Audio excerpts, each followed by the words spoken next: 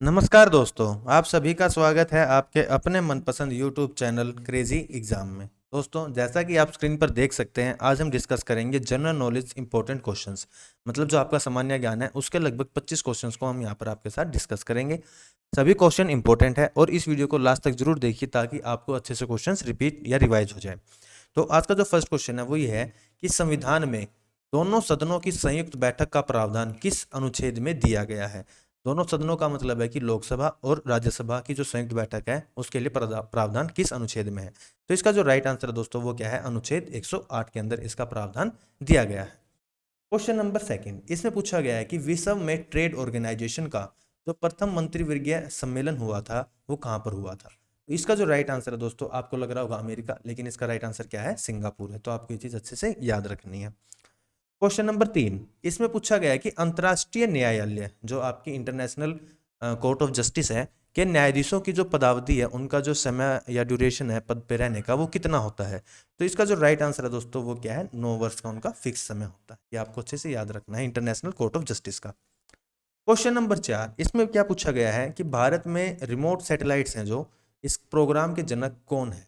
तो इसका जो राइट आंसर है दोस्तों वो क्या है, के कस्तूरी रंगन। ये आपको अच्छे से याद रखना है, मोस्ट इंपॉर्टेंट क्वेश्चन है कि जो भारत की इसरो है या डीआरडीओ है, इनमें बहुत ज़्यादा इंपॉर्टेंट क्वेश्चन पूछे जाते हैं। तो ऐसी जो रिमोट सैटेलाइट का प्रोग्राम है उसमें भारत का जनक किसको माना जाता है, के कस्तूरी रंगन को माना जाता है। क्वेश्चन नंबर 5, रासायनिक रूप से मिल्क ऑफ मैग्नीशिया किसे कहा जाता है। मिल्क ऑफ मैग्नीशिया का इस्तेमाल एसिडिटी को कंट्रोल करने के लिए किया जाता है। तो इसका जो राइट आंसर है दोस्तों वो क्या है, आपका option number second, magnesium hydroxide. आपसे इसका केमिकल फॉर्मूला ही पूछ सकता है, तो आपको याद रखना है MgOH ट्वाइस इसका केमिकल फॉर्मूला होता है। Mg का मतलब मैग्नीशियम, OH का मतलब हाइड्रोक्साइड सिंबल होता है। तो इसका यूज एसिडिटी को कंट्रोल करने के लिए किया जाता है और इसी को आम भाषा में मिल्क ऑफ मैग्नीशिया कहा भी जाता है। क्वेश्चन नंबर 6, इसमें पूछा गया है कि 7 टापुओं का शहर किसे कहा जाता है। तो आपके जो ऑप्शन है, मुंबई, कोलकाता, कोची या चेन्नई। तो इसका जो राइट आंसर है दोस्तों वो क्या है, मुंबई। तो आपको ये चीज़ याद रखनी है, ये भी मोस्ट इंपॉर्टेंट क्वेश्चन है। अगर आप इंडिया जीके पढ़ते हैं तो 7 टापुओं का शहर मुंबई को कहा जाता है। क्वेश्चन नंबर 7, ग्रीनलैंड किस देश का अभिन्न अंग है। जो ग्रीनलैंड है पूरी दुनिया का सबसे बड़ा द्वीप है, किस देश के अभिन्न अंग है, मतलब किस देश के अंतर्गत आता है। तो इसका जो राइट आंसर है दोस्तों वो क्या है, डेनमार्क। आपको ये चीज़ अच्छे से याद रखनी है। साथ में डेनमार्क दुनिया का सबसे खुशहाल देश भी माना जाता है। उसके बाद क्वेश्चन नंबर 8 है, इसमें पूछा गया कि टेलर घाटी किस देश में अवस्थित है। इंपॉर्टेंट क्वेश्चन है। तो इसका जो राइट आंसर है दोस्तों वो क्या है, ऑस्ट्रेलिया। तो आपको याद रखना है, टेलर घाटी का संबंध किससे है, ऑस्ट्रेलिया से संबंधित है ये। क्वेश्चन नंबर 9, इसमें पूछा गया कि भारत में पहला कृषि विज्ञान केंद्र कहाँ स्थापित हुआ था। जो एग्रीकल्चर साइंटिफिक केंद्र है या सेंटर है वो कहाँ पर स्थापित किया गया था। तो इसका जो राइट आंसर है दोस्तों वो क्या है, पुदुचेरी के अंदर इसका स्थापना की गई थी। क्वेश्चन नंबर 10, इसमें पूछा गया कि भारत में 14 बैंकों का राष्ट्रीयकरण मतलब नेशनलाइजेशन हुआ था, वो किस पंचवर्षीय योजना के दौरान हुआ था। देखिए मोस्ट इंपोर्टेंट क्वेश्चन है, कई बार आपसे सीधा ये पूछ लेता है कि किस वर्ष हुआ था, लेकिन यहाँ पर पूछा गया कि किस पंचवर्षीय योजना के दौरान हुआ था। तो इसका जो राइट आंसर है दोस्तों वो क्या है, चतुर्थ पंचवर्षीय योजना के दौरान इसका राष्ट्रीयकरण किया गया था।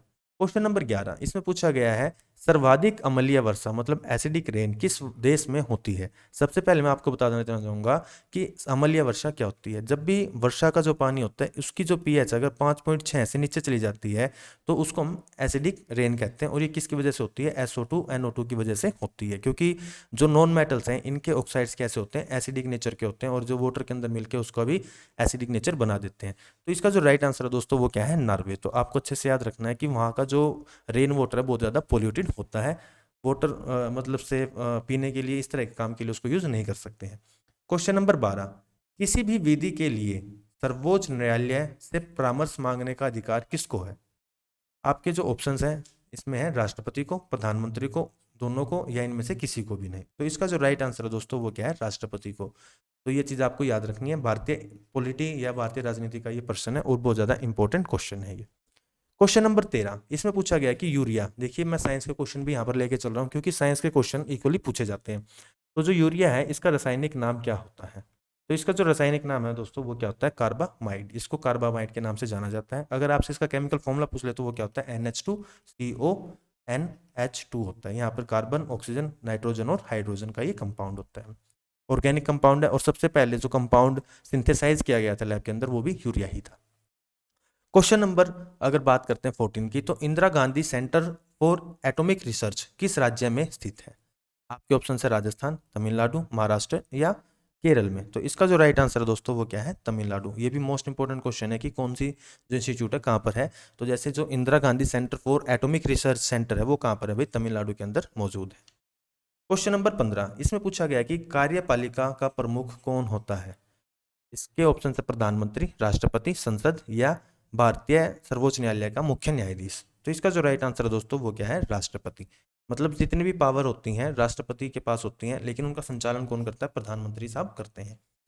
क्वेश्चन नंबर 16, इसमें पूछा गया कि राष्ट्रपति लोकसभा को भंग कर सकते हैं कैसे? तो इसका जो राइट आंसर है दोस्तों वो क्या है? प्रधानमंत्री की सलाह पर। और कौन से अनुच्छेद में इस चीज का विवरण दिया गया है? अनुच्छेद 85 के अंदर इस बात का जिक्र किया गया है। तो ये चीज भी आपके लिए बहुत ज्यादा इंपॉर्टेंट हो जाती है, ये आपको अच्छे से याद रखनी है। क्वेश्चन नंबर 17, इसमें पूछा गया है कि भारत में सबसे पहले विद्युतीकरण मतलब जो इलेक्ट्रिलाइजेशन हुआ था वो कौन से शहर का हुआ था? तो इसका जो राइट आंसर है दोस्तों वो क्या है? कोलकाता। मतलब कोलकाता शुरू से ही बहुत ज्यादा आधुनिक रूप से विकसित होने वाला भारत का एक शहर है। क्वेश्चन नंबर 18, इसमें पूछा गया कि बौद्ध धर्म कब बट गया था?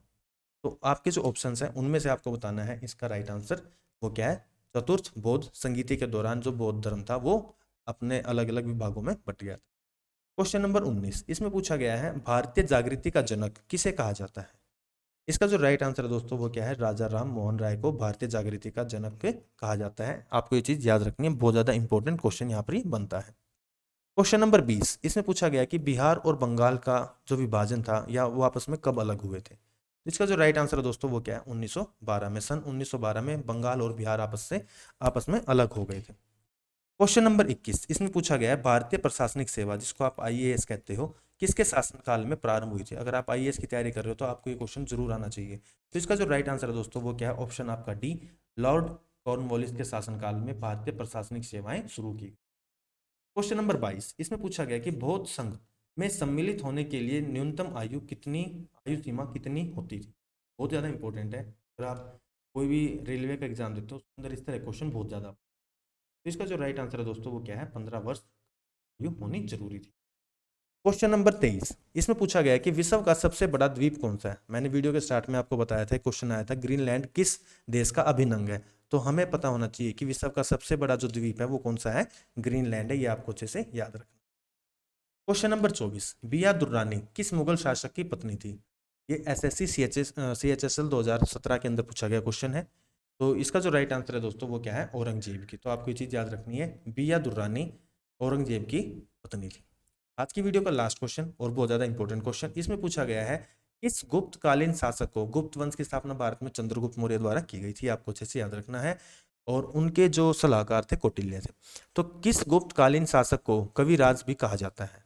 तो इसका जो राइट आंसर है दोस्तों वो क्या है? समुद्रगुप्त को क्या कहा जाता है? कविराज के नाम से जाना जाता है। तो दोस्तों यह थी आज की इस वीडियो के 25 इंपॉर्टेंट क्वेश्चन। उम्मीद करता हूं आपको वीडियो पसंद आई होगी। अगर आप पहली बार हमारे इस चैनल पर विजिट कर रहे हैं तो चैनल को सब्सक्राइब कर दीजिए और बेल आइकन को जो प्रेस करना ना भूलिए। तो थैंक यू। जय हिंद, जय भारत।